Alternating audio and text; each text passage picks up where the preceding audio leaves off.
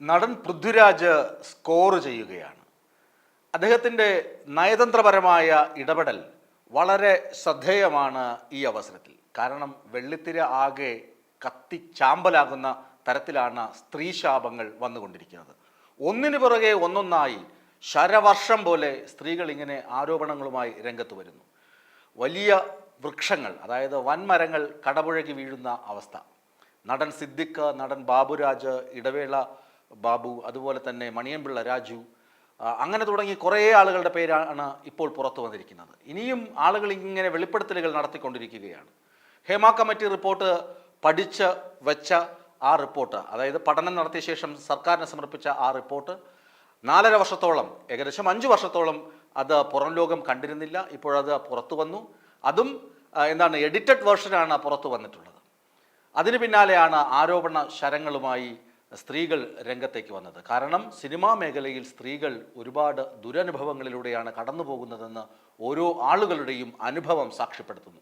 ഈ അവസരത്തിലാണ് കഴിഞ്ഞ ദിവസം നടൻ പൃഥ്വിരാജ് വാർത്താ സമ്മേളനത്തിൽ പങ്കെടുക്കാനെത്തുന്നത്. അദ്ദേഹം ഫുട്ബോളുമായി ബന്ധപ്പെട്ട പരിപാടിയുടെ വാർത്താ സമ്മേളനത്തിനാണ് എത്തിയതെങ്കിലും പത്രക്കാർ പലതും ചോദിച്ചു.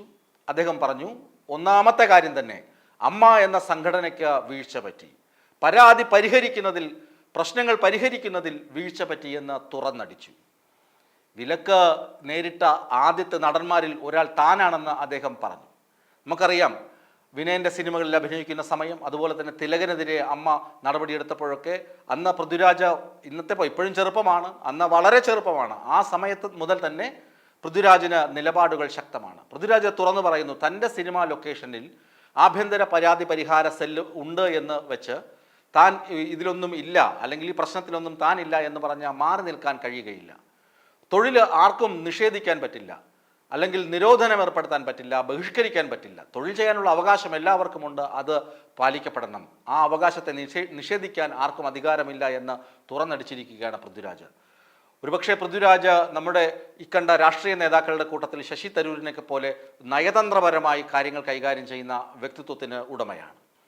പൃഥ്വിരാജ് പറഞ്ഞ പ്രധാനപ്പെട്ട മറ്റൊരു കാര്യം പവർ ഗ്രൂപ്പിനെ കുറിച്ചാണ്. എല്ലാ ആളുകളും പറയുന്നത് പവർ ഗ്രൂപ്പ് ഉണ്ട് ഉണ്ട് ഉണ്ട്, ചില നടിമാർ ഉൾപ്പെടെ പറഞ്ഞു അങ്ങനെ ഒന്ന് ഇല്ല ഇല്ല ഇല്ല എന്ന്.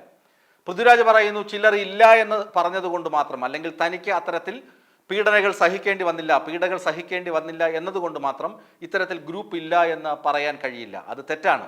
അങ്ങനെ ഒരു ഗ്രൂപ്പ് ഉള്ളതായി തനിക്കും അറിവില്ല, തനിക്ക് അങ്ങനെ ഒരു സംഭവത്തെക്കുറിച്ച് അറിയുകയില്ല.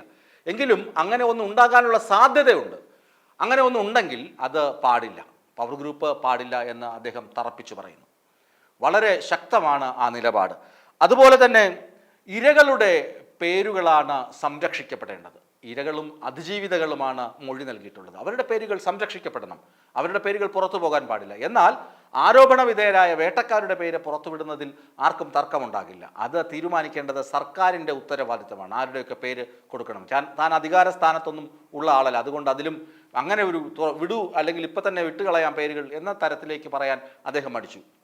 കാരണം അതും വളരെ നയപരമായ തീരുമാനമാണ്, നയപരമായുള്ള ഇടപെടലാണ്. ശക്തമായി പറയുകയാണ്, ഇരകളുടെ പേരുകൾ സംരക്ഷിക്കപ്പെടണം. ശരിയാണ്, ഹേമ കമ്മിറ്റി റിപ്പോർട്ടിൽ ആരുടെയും പേരുകളില്ല, വളരെ വ്യക്തമാണത്. എന്നാൽ ആരോപണം പുറത്തു നിന്നാണ് ഉന്നയിക്കപ്പെടുന്നത്. പുറത്തുനിന്ന് അവർ വ്യക്തമായി പറയുന്നു, അതായത് പീഡകൾ സഹിക്കേണ്ടി വന്ന ആളുകളും അതുപോലെ തന്നെ ആരോപണ വിധേയരുടെയും പേരുകളൊക്കെ പരസ്യമായി കഴിഞ്ഞു. പീഡനം എന്ന് പറയുമ്പോൾ ലൈംഗിക പീഡനം എന്നതുകൊണ്ട് അർത്ഥമാക്കുന്നത്, കഴിഞ്ഞ ദിവസം ഈ അഖിൽമാരൊക്കെ വാചക കസർത്ത് നടത്തുന്നത് കണ്ടു. ലൈംഗിക പീഡനം മാത്രമല്ല പീഡനത്തിൻ്റെ പരിധിയിൽ വരുന്നത്, അല്ലെങ്കിൽ ബലാത്സംഗം മാത്രമല്ല, സെക്ഷൽ ഇൻ്റർകോഴ്സ് മാത്രമല്ല പീഡനം എന്ന് പറയുന്നത്. അതിനപ്പുറം തുറിച്ചു നോക്കിയാൽ വരെ, ഒരു 14 സെക്കൻഡോളം ഒരു പെണ്ണിനെ നമ്മൾ തുറിച്ചു നോക്കിയാൽ വരെ കേസെടുക്കാനുള്ള വകുപ്പുകൾ നമ്മുടെ ഇന്ത്യൻ പീനൽ കോഡിലുണ്ട്, IPC-യിലുണ്ട്. അപ്പോഴാണ് ഇങ്ങനെ കടന്നു പിടിക്കുക, ആർത്തിയോടെ ചുംബിക്കുക, അനുവാദമില്ലാതെ സ്പർശിക്കുക, ബാഡ് ടച്ച് നടത്തുക, അതായത് മോശം സ്പർശനം നടത്തുക, ഇങ്ങനെയൊക്കെ നമ്മുടെ സിനിമാ മേഖലയിൽ നടക്കുന്നത്. വാതിലിൽ മുട്ടി അവരെ ഭീഷണിപ്പെടുത്തുക, പേടിപ്പിക്കുക, അവരുടെ അവസരങ്ങൾ നിഷേധിക്കണമെന്ന ഫോണിലൂടെ പ്രൊഡക്ഷൻ കൺട്രോളർമാരെയും അതുപോലെ നിർമ്മാതാക്കളെയും വിളിച്ചു പറയുക, ഇതൊക്കെ നടക്കുന്നുണ്ട്. ഇതൊക്കെ പീഡനത്തിൻ്റെ പരിധിയിൽ വരുന്നത് തന്നെയാണ്. അതുപോലെ തന്നെ ആദ്യം പരാതി നൽകിയ ആളുകൾ, ഇങ്ങനെയുള്ള മോശം പ്രവണതകൾക്കെതിരെ ആദ്യം രംഗത്ത് വന്ന ആളുകളിൽ ഒരാൾ താനാണെന്നും പൃഥ്വിരാജ് അഭിമാനത്തോടെ പറയുന്നുണ്ട്. കാരണം ഹേമ കമ്മിറ്റി റിപ്പോർട്ട് അവരുടെ പ്രവർത്തന സമയത്ത് കാലയളവിൽ അവർക്ക് മൊഴി നൽകാനെത്തിയ നടന്മാരുടെ കൂട്ടത്തിൽ ആദ്യമുണ്ടായിരുന്നത് പൃഥ്വിരാജാണ്. കാരണം പൃഥ്വിരാജിന് വേണ്ട ആവശ്യം ഇത്രയാണ്: എല്ലാ ആളുകളും സംരക്ഷിക്കപ്പെടണം, സ്വതന്ത്രമായി ജോലി നടക്കണം. ഒരു സിനിമ സെറ്റ് എന്ന് പറഞ്ഞാൽ ഒരുപാട് സാങ്കേതികത്വമുള്ള സംഭവമാണ്. അതൊരു സിസ്റ്റമായി മാറണം. സിസ്റ്റമാറ്റിക്കായി മാറണമെങ്കിൽ സ്വാതന്ത്ര്യം അത്യാവശ്യമാണ്. എല്ലാവരും സുരക്ഷിതരും ആയിരിക്കണമെന്നും പൃഥ്വിരാജ് പറഞ്ഞു വയ്ക്കുന്നു. കുറ്റം ചെയ്തവർക്കെതിരെ നടപടി ശക്തമായി വേണം. കാരണം ഇതൊക്കെ വെറും ആരോപണങ്ങളാണ്. ഇതിനി അന്വേഷിച്ച് ഇന്ന് അലൻസിയറൊക്കെ പറയുന്നത് പോലെ കോടതി വിധിക്കണം കുറ്റക്കാരനാണെന്ന്. അങ്ങനെ വരുമ്പോൾ കുറ്റക്കാർക്ക് കൃത്യമായ ശക്തമായ ശിക്ഷാ നടപടി ഉണ്ടാകണമെന്ന് പൃഥ്വിരാജ് വാശി പിടിക്കുന്നുണ്ട്. എന്നാൽ അതേ അവസരം തന്നെ പൃഥ്വിരാജ് മറ്റൊരു കാര്യം കൂടി ചൂണ്ടിക്കാണിക്കുന്നുണ്ട്. ഇങ്ങനെയുള്ള ആരോപണങ്ങൾ തെറ്റായിരുന്നു, ആരോപണം നിലനിൽക്കുന്നതല്ല, ഇങ്ങനെയൊന്നും സംഭവിച്ചിട്ടില്ല എന്നാണ് തെളിയുന്നതെങ്കിൽ ആരോപണം ഉന്നയിച്ചവർക്കെതിരെയും നടപടി വേണമെന്നാണ് പൃഥ്വിരാജിൻ്റെ അഭിപ്രായം. ചുരുക്കത്തിൽ പൃഥ്വിരാജ് ആണ് കയ്യടി നേടിയിരിക്കുന്നത്. സൂപ്പർ ഹീറോയായി മാറിയിരിക്കുകയാണ് പൃഥ്വിരാജ്. ഈ വീഡിയോ നിങ്ങൾക്ക് ഇഷ്ടമായാൽ ലൈക്ക് ചെയ്യുക.